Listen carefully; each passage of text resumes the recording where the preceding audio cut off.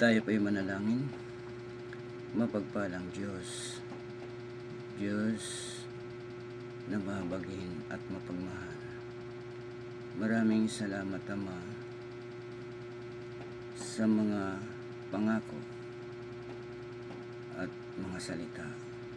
Nawa aming panghawakan ito, Ama,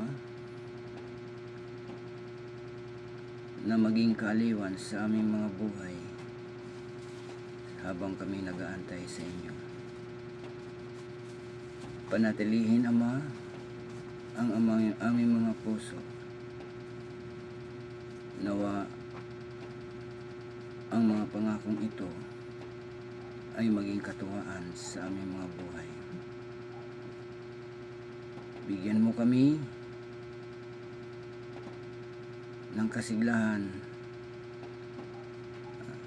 sa aming mga buhay na maging mabuti ang aming relasyon sa inyo. Bigyan kami ng karagdagang pananampalataya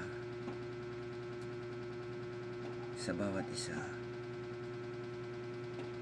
Masumpungan mo po, Ama, ang bawat isa sa amin na mayroong pagkukulang.